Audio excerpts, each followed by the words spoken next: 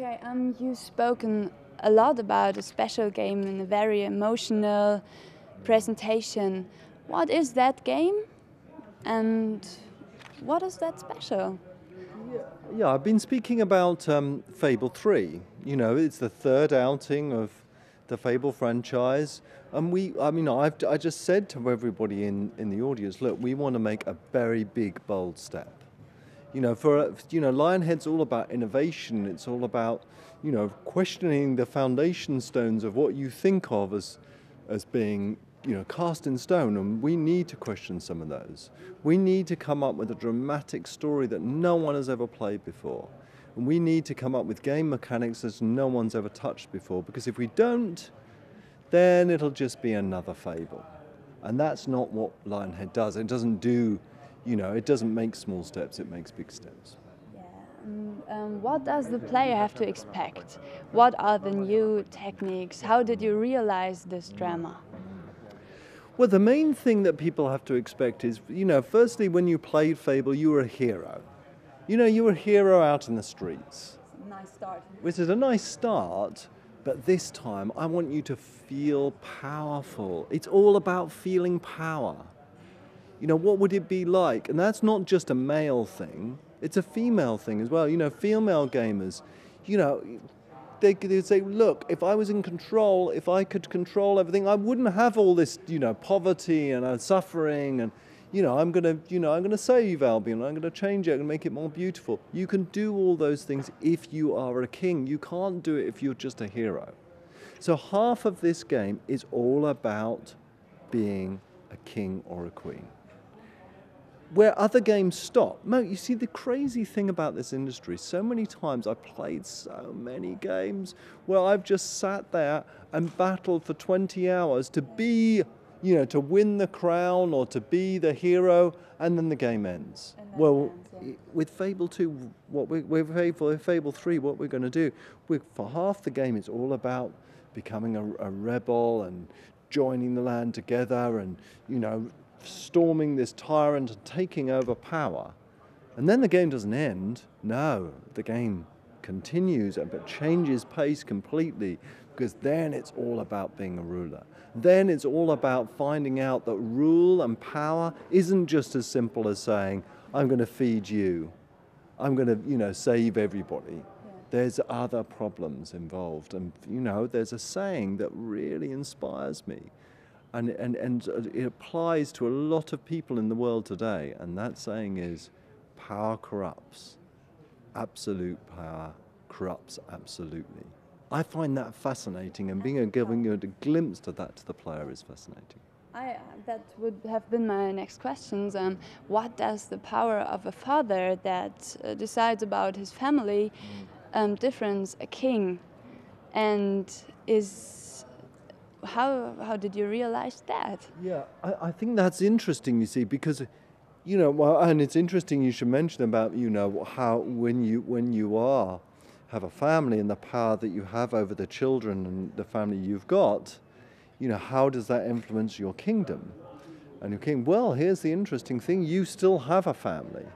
You still have children, and how much attention you're going to pay to them, how much of your sort of life is involved with them, how much is involved with the people that you knew in the past and your friends that got you to rule. I think that's another choice, and it all becomes very interesting because, for me, every day is, and in my life there is a choice about, family, and there's a choice about, lots of things in the world. How much is the powerful person, maybe a queen, connected to her folk, to her people? Yeah, this is interesting. The connection to the people's like, because this is one of another fantastic. Sometimes you're so lucky when you develop to find a pot of gold, which is so valuable, and we found this pot of gold, and what we realized is, we will let you choose how much time you spend with your people. And some people will lock themselves away in their huge castle and they'll very rarely visit the people anymore. Some people will disguise themselves and go out. This is what Queen Victoria did in England. She used to, once a year, she used to disguise herself and go out with the people. Why wouldn't allow you to? Some people want to feel, you know, the appreciation of the crowd, and, you know, to have a royal procession and walk, you know, with heads held high. Some people want to lead with the front. All those choices we want to give you. So if I'm a very emotional queen, I can have as much contact as I want to. Can I touch the people? Is it visible? Yes, you can absolutely. You can touch the people. You can do some charming things. Like if you see, I really want this. I mean, I'm not telling you this is in the game, but this is a sort of inspiration that's in the game, that's been inspired us. Imagine you're a queen, and imagine that you've decided that you're going to walk out into the slums of your city called Bowerstone. What would it feel like to be able to grab the hands of an orphan and take them back to your castle? To show them, you know, all the wonderful splendor of your castle and maybe let them live there. Why shouldn't you be able to do that as a ruler? Because that feeling of power just fascinates me. Power is not only about, you know, saying we're going to go to war or I'm going to use this money for this. It's about how much of yourself you still give to the people that you've got. And keeping the people on your side, what history has shown again and again and again, is if you ignore the people, if you think they don't exist, you're going to have problems. Yeah. So I can make promises, I can decide, do I want them to be kept? Yes. And how can I judge about the people? The other thing is that, one is that a lot of the time when you're not powerful, it's all about the promises that you make to get people to follow you. You know, and that's very interesting. And we've heard this from politicians and historic figures again and again and again. And we as people just believe them every time like robots.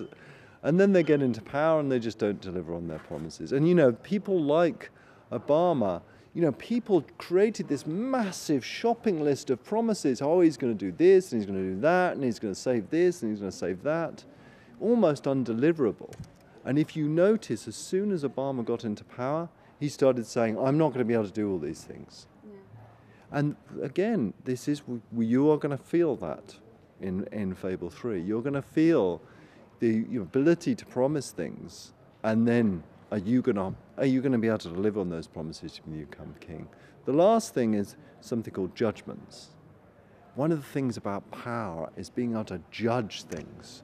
I think that this is right and this is wrong. And being at any time during those judgments, being able to say, right, I've decided, you know, you are ruler after all. Like Caesar, you can say, that's just, you know, let's kill that person, let's save that person, let's give them money, let's make them innocent, let's make them, you know, someone powerful in my court. Being able to have the freedom to decide the fate of a single person or the fate of your entire nation is really important. Yeah. So I see that there is a lot of background at Fable 3, and there are a lot of current affairs that you worked with in your mind as the designer as you made Fable 3. Why? And is it that reachable for the player? What do you mean by reachable? Can he imagine what kind of minds are standing behind Fable 3? I still don't quite understand the question. It's difficult to explain. What I want to say is the player only seeing Fable 3 as the game in the future, or is he still connecting the current affairs with what he is doing as the man with power? You know, I think the interesting thing is that if when you play a game or read a book or watch a film, it speaks to you about the world today, I think that's a fantastic thing. And I'd love people to play Fable 3 and say, you know what? You know, maybe I appreciate politicians a bit more, or maybe I don't appreciate them anymore. And, You know, why is this any, you know, even this is in a fantasy world and it's in a place called Albion, it's still a system which kind of exists. And, you know, the whole of our civilization is built upon what Fable is talking about. It's built upon leaders and people with vision, taking us as the people and the populace into places that we either want to go or don't want to go. And I want people in Fable 3 to feel that, and to feel that sense of power and to feel that sense of relevance. That's a nice aim. So I thank you for the interview. And you. here we finish. Thanks.